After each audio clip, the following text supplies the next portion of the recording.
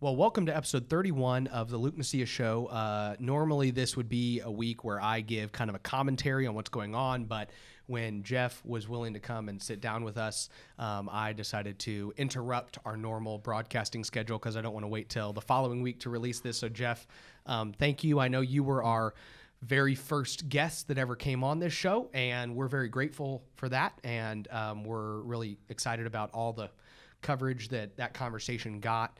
We've gotten a number, the most frequent request actually from our listeners is an update on your story, right? Okay. And so I wanted to bring you back in and just have a conversation about what has transpired, what's going on. Just to recap for our listeners, Jeff, and I want you to take 5 or 10 minutes to remind us of the story from beginning to end and to where we are now. But Jeff is a father here in Texas, in the Lone Star State, whose son is being transitioned to be a woman, and it is against your permission and your will, and you are in a battle, in a fight to preserve your son.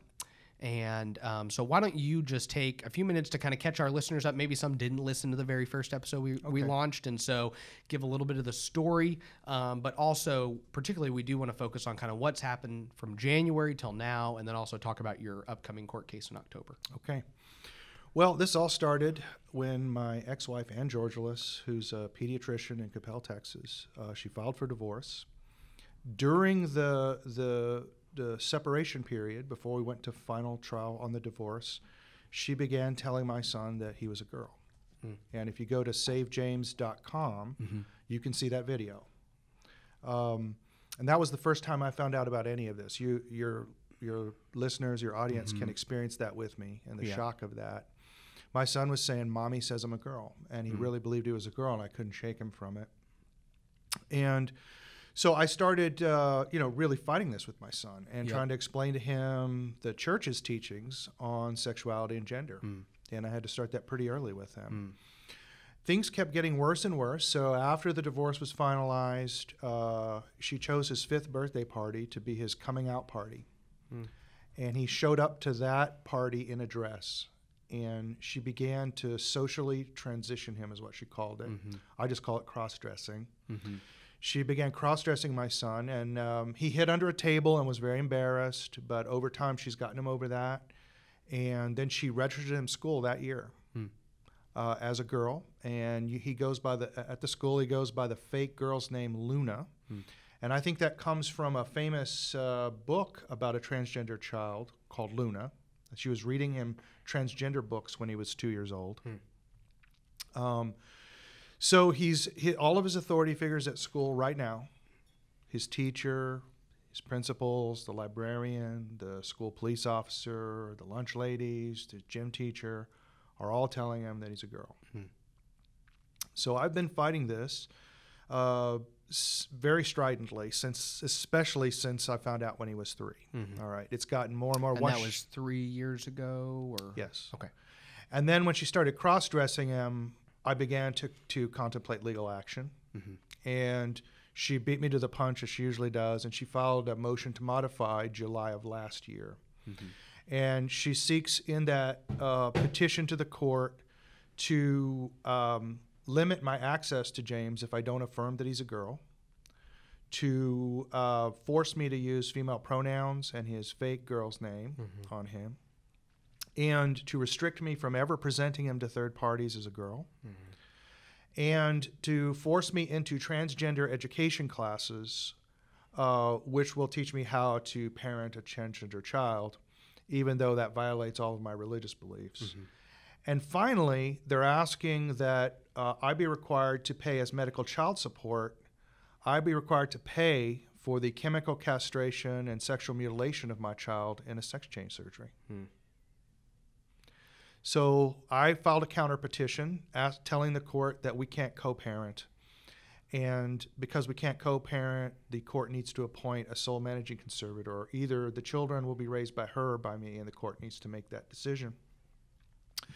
So after I filed that counter petition, we went through with the usual legal discovery and everything, and then the legislative session came up this year.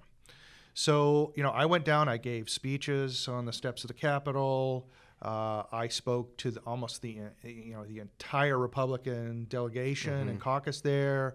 I got short audiences even with the leadership on 2 occasions. And we just weren't able to get the legislature to do anything this year on this. And what I kept hearing from the rank and file Republicans, including people like Tam Parker in my own district, was that the leadership of the Republican Party in the legislature just did not want to address contentious social issues. And my pleading to them was that this is not a contentious social issue. This is an uncontentious issue about the life of a young boy whose life is about to be ruined. This should be particularly uncontroversial in my case because my son has never presented as a girl with me. He only presents as a girl with his mother. Right? So I just couldn't get the legislature to budge on it, and we didn't get anything done this year on this. My understanding is that in Houston alone, there are over 250 kids who are at risk of this now, just since my case began. So the Genesis Clinic, which is where your son is being psychologically and at some point medically transitioned through puberty blockers, is in Dallas, and they also have a location in Houston, correct? Yeah, and this is this is a really important point, I think, for your audience to understand. Conservatives have really underestimated the power of the left on these social issues, grossly underestimated it.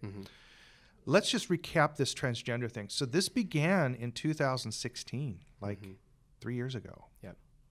Within 3 years, these Genesis clinics appeared in every major city in the United States to do sex changes on children.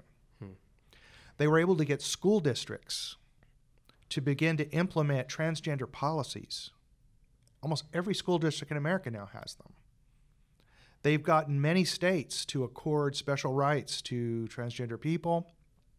And finally, they've gotten the psychological community to acquiesce to this idea that we have to, if a child expresses any interest in girl things, we have to say that they're a girl and affirm them as a girl. That is if you can do that in 3 years, that is an amazing amount of social power. And I mean, it's an amazing amount because the vast majority, everyone in America I've ever talked to basically is against this, doing this to children. So the left can express that kind of social power, and we really need a strong legislative response against this. We really needed that this year. But I'm still holding out hope that something can happen. And so that it didn't happen in 2019. We, of course, will have the 2021 legislative session, right? And I know that you probably heard a lot of the same things I heard from Republicans, which is, well, we can't do it now, but maybe we'll do it in 2 years, right? So it'll be interesting to see if leadership in general, whether it's in the Senate, the House, the governor's mansion, believe that this issue is worth tackling in 2021. But in 2021, just to back up, and I know I don't want to get too far ahead on your timeline, but if your son is still being transitioned by 2021, he'll already be on puberty suppressants. Is that correct? Yeah, he'll be chemically castrated by that time on these puberty blocker drugs. And a lot of other children will be too. That's why when you go to the SaveJames.com website, you see we say Save James, save thousands of kids. It's a test case, right? It's a test case for these people. So we really needed that legislation this year because those clinics just opened. And now all these children are going to be put at risk. It's going to be thousands of children because the legislature didn't act. So that happened. What else from January till now has transpired in your case particularly? So we've all named our expert witnesses. Okay. We have some really good witnesses, people who were, instrumental in the early period of transgender research, really created the field. A very knowledgeable pediatric endocrinologist who can speak to the long-term and short-term effects of some of these puberty blocker drugs.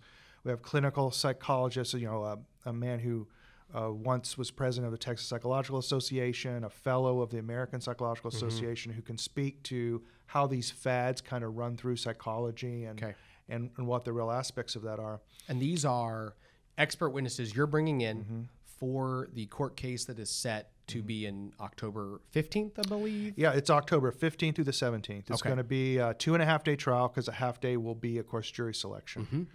So we have chosen a jury trial. And one thing to know about Texas is the last state, I think, where juries can decide questions about parental rights. So the jury charge will be, it's very simple. It's 2 questions. Jury, do you believe that a sole managing conservator should be appointed by the court? If the answer to that question is yes, they have to answer a second question. Who should be the sole managing conservator?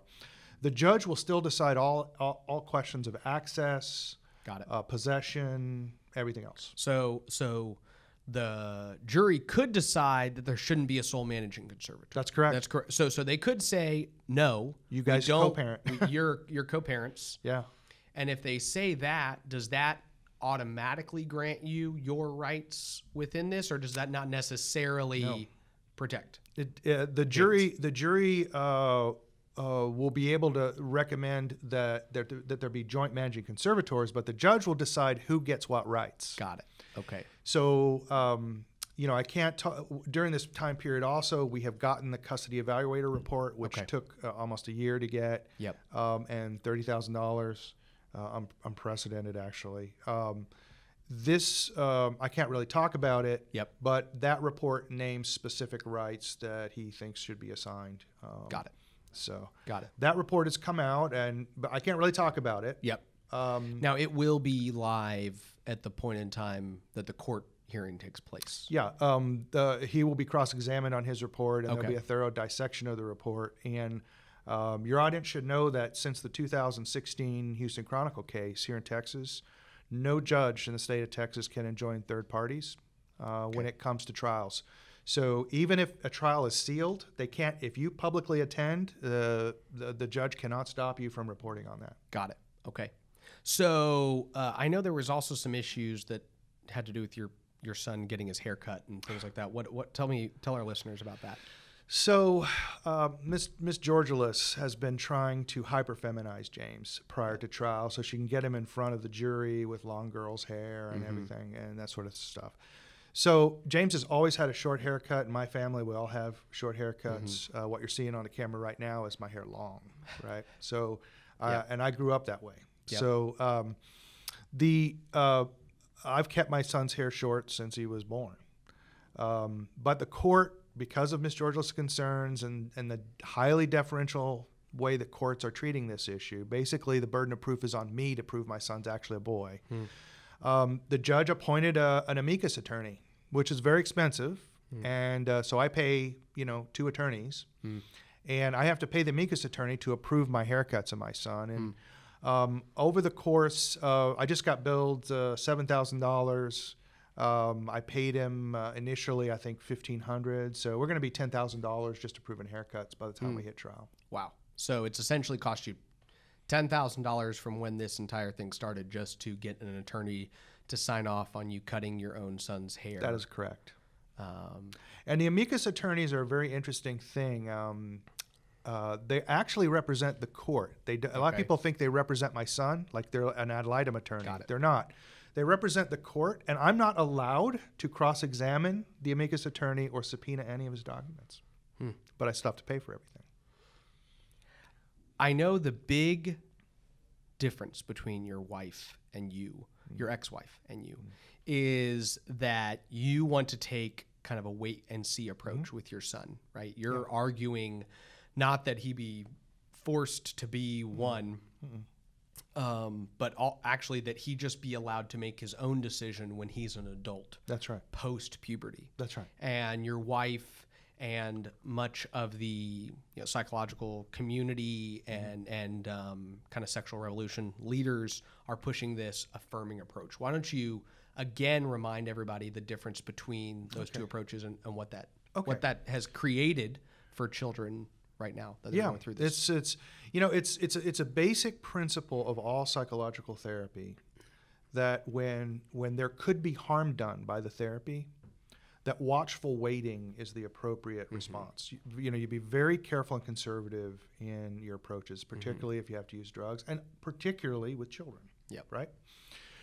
This is the only case I'm aware of in psychological practice where the psychological community decided it's not going to do that. The affirming approach, rather than waiting and see how the child develops, says that you have to go ahead and socialize the child as the gender that they picked. Now, one of the big problems here that my expert witnesses are going to talk about is that if you just wait and see, between 90 and 99%, depending on what study you consult, but it's always in the 90s, of these children simply come back to identify with their biological sex. Do you remember tomboys? We used to have this notion of tomboys, girls who kind of identified as boys. I grew up in that old ancient era. My cousin was like that. My cousin and I used to go hunting together. You know, she was just a total tomboy. Well, by the time she was 18, she was a beautiful feminine woman. She had come to just identify as a woman that way. This was a common thing we all understood, but this has all been turned around by this new practice. Well, here's this shocking statistic: of the children that go on these puberty blockers, 0% ever come back to identify with their biological sex. The affirming protocol, particularly the chemical and hormone transition of children, seems to condition the child to accept an abnormal gender identity, and it pushes them that way. And that is the real fear here. Now, the other side touts that 0% as evidence that their diagnostic protocol is perfect, right? But people who have transitioned and then detransitioned, right, what we call detransitioners, tell us a totally different story. And there's thousands and thousands of those people now.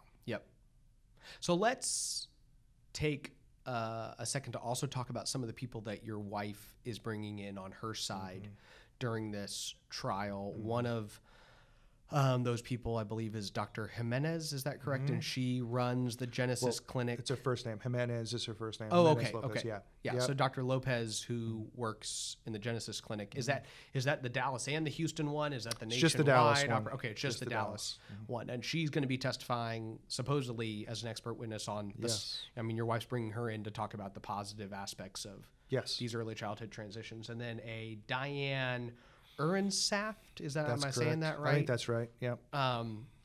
So I might post somewhere probably in our when we release this episode. I think in the show notes we'll at least put a link to Dr. Uhrensaft's TED Talk. I think that's out there. But pretty crazy things that this lady from Oakland, California believes. Right? I mean, I think I pulled one quote that said, "We are in the midst of a gender revolution, and the children are leading it." And then at some point they said, one of the humbling things, or she said one of the humbling things was that they know more than we do about this. And it's an insane world when we have doctors saying our 4 and 5 and 6-year-old children are leading the gender revolution, and they know more about it than we do. I mean, what worldview does it take somebody to be in a situation where, and what other area do we believe that these 5 and 6-year-olds know more than we do regarding science, regarding medicine, regarding the long-term effects of psychological treatments? I mean, can we but she literally makes the statement that these children know more than we do when it comes to this issue. She does. And this is if we get down to the root, you did a great job of describing what she said. If we get down to just the root logical problem with what these people are doing, it's very simple. All of the research going back to the 1920s, says that gender actually is socially constructed. We all know that. You learn to be a man by hanging out with your father and going to work with him. You learn to be a woman by hanging out with your mom and learning how to be a good woman in the modern world, right? You do have to be socialized into these roles. They have to be taught. The Bible is even very clear about that, right? We're supposed to teach our sons righteous behavior, our daughters righteous behavior. This is all well understood. It accords with common sense. So gender is socially constructed, but then they tell us that it's innate. You're born with it, and it's totally immutable. And by the way, if you don't affirm the child in their immutable identity, you'll be psychologically harming them by socializing them to a normal identity. That doesn't make any sense what they're saying. And it really if you think about what she's saying the children know better. What she's really saying is the parents don't know anything. The parents can't be allowed to make the decision. That's really what she's saying. And let's be honest too. This is a woman who's so, in my opinion, so crazy. She actually defends doing double mastectomies on 12-year-old girls, saying that's totally normal because they're going to come to be boys anyway. Totally normal, right? And I always remind people, you can't even get a tattoo in Texas until you're 18. You can't do anything. Texas doesn't allow you to do things. We just raised the smoking age to 21. To 21. Right? We're like, no, 19, 20, you still can't decide if you can smoke a cigarette. Yes. But if you're 8, you know more than we do when it comes to whether or not you need to have puberty suppressants, keep you from hitting puberty, have surgery in your early teens that permanently transition your genitalia to the opposite sex of which you're born.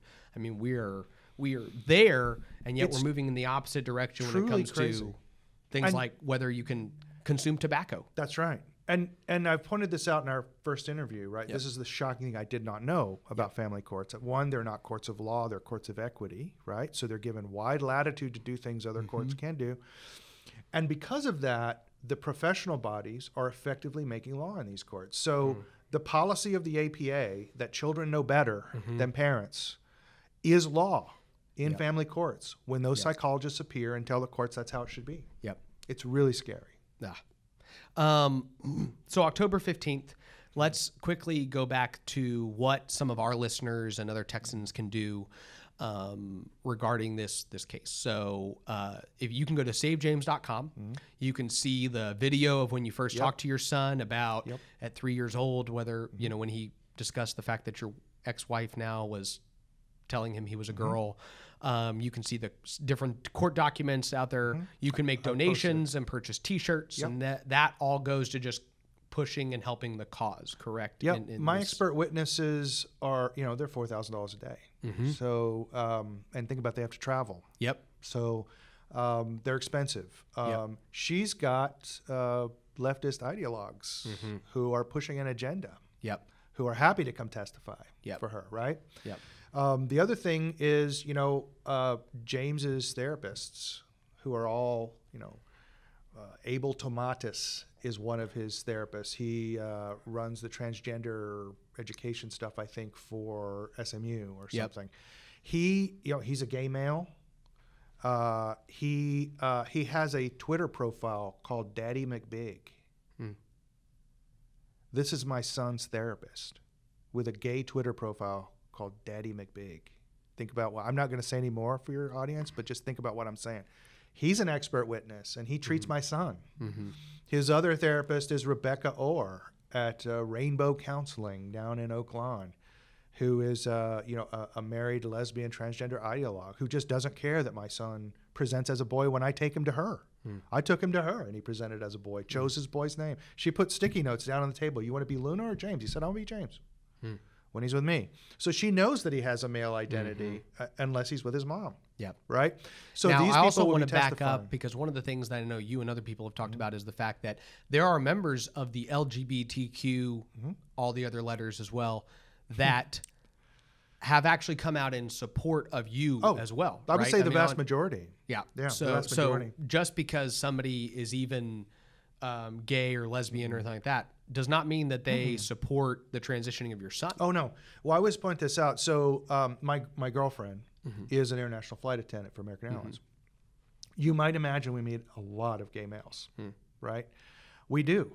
And we haven't met anyone who's for this. In fact, it's I don't know if you've ever been to a log cabin Republican meeting, but I mean, some of these people are even more conservative, socially conservative than I am in many ways. I mean, these are some very conservative people, and they totally understand that if they let this go, it could totally reverse all of the gains that they've made, because people are not going to let this happen to children. So one of the things that I've just pointed out is there are a lot of gay people, and we've said, look, you have your rights of freedom of association, and we've stood up for you. I've pointed this out too. I was discharged from the Army because I stood up against what I thought was a very unjust, dishonorable discharge of a gay man. Now, dishonorable discharge is about the worst thing that can happen to you in America. It's worse than a federal felony conviction. So I went to jail for protesting that. in the Army, right? I'm not like some anti-gay ideologue here, okay? I don't, look, I'm not even on the gay agenda. To me, that was just a human rights issue, right? I would have done that if it had been any other issue. So I'm not like some anti-gay ideologue, but if the gay people don't prove to us now, we believed them. Are you pro-family? Do you believe in parental rights? You know, you have the right to adopt. Do you want this happening to your child? Do you want to be able to chemically castrate your son? And I think gay people have the same feelings, and I think they'll stand up for it. But, you know, I know Don Huffines, when he was still in office, gave a speech down to the Log Cabin Republicans in Oak Lawn, and he was very blunt with them. Like, this could reverse all the gains that you've made. And I really hope that doesn't happen. But I'll be honest with you, I haven't met any gay people who don't take my side on this. So October 15th is when the court hearing begins. And if you can go to savejames.com as well for information on the court, where it is, when it is, and that can be attended by people publicly. Oh, no. Look, I'm kind of hoping that I almost didn't talk about that because I think I told you I was planning on attending. But yeah, I don't want thousands of people to go flock there, and now I got to get there hours early. That's right. My second child, who it's funny because my wife and I have not found out the gender of our child, and so but I can always know if I'm triggering somebody because they'll ask, you know, do you know the gender of your child? And I'll say, actually, my wife and I are waiting to find out. And I say, but it is one of two that exist. Right. And, you know, the vast majority of people go, oh, yes. You know, and then a couple people are going, wait, absolutely. What are you talking about? And so we are waiting, but her or his, whichever this child is, due date is October 11th. Oh, and so I'm really, I know we went like a week late last time. That's right on the edge. It's bad. It's bad. I mean, my wife's going to be eating spicy food and doing everything we can to make sure this child comes as quickly as possible to make sure I can potentially zip on up for the court hearing. Well, you're the one guy I will say you have an excuse. There you go. Well, if that child is a couple days old, then I won't be attending the hearing. But otherwise, I'm definitely going to try to be. It's really important. It's something that I've started doing myself, is attending trials. Yeah. And you don't think of it, we call it jury duty. Yep. Right, for example. Yep. Actually, it's not a duty. It's listed as a right. It's a jury right. You have a right to ensure that the law is being applied to your fellow citizens properly and in accord with your community standards. That's why you get a jury of your peers from your own community. Yep. Right? That's a right that you have. We have public trials. You have a right to ensure that the administration of justice in your communities is being done fairly and competently. You have a right to observe that. And I can't tell you how the judge's behavior changes when there's 100 witnesses in a courtroom. They totally change, right? Because there's witnesses there. Yep. And people are observing them. Yep. You know? And so I've made it a point now. I've gone down to the federal courthouse. I've watched federal trials. And I just want to observe and make sure my fellow citizens are being treated better than I was in family court. You know? And it's an important right that we have, and we don't do it enough. Jeff, is there any final information you want to leave some of our listeners with before we wrap up today's conversation? Look, please pray for James, and don't forget Jude. You know, your other son. Jude's very, and that is his twin brother. His twin brother. He's very confused. Yeah. You know, he has to call his brother by female pronouns sometimes and boys' pronouns at others. He's completely confused. Right. Please pray for them. Visit Save James. You can see our original interview. Luke, it's right below the "Mommy Says I'm a Girl" video. It's the very first one. And people can get a very thorough understanding of what's happened. And I've published all the legal documents that I can, both the ones that are positive to me, ones that are negative, everything that they've said about me, everything I've said about them. I've pulled no punches there. And I've written a dossier there. So there's a good 30 pages in that dossier which lay out what I think all the main issues are. Jeff, thank you for coming on again. Thank you. I continue to say it, but my heart hurts for what you're going through. And it's happening in our backyard. It's happening in our state. It's happening in our community. And there's a responsibility that Texans have to address this issue, to talk about it, to bring it up to our fellow citizens, to bring it up to community leaders, to be loud and proud and bold about how we communicate regarding the preservation of children in our state. And I hate that you're at the tip of the spear on this issue. And but I'm grateful for your willingness to come on again and give our listeners an update. I hope that they go to savejames.com and continue to support everything you're doing to try to defray some of these costs. And also, I hope that they stay in constant prayer for you and your children and everybody else involved in this case between now and October. So thank you for coming on. We might bring you on again before October 15th if anything new happens. Yeah, I'll let you know if something happens. Thank you for coming on, Jeff. I really appreciate you taking your time. Appreciate it.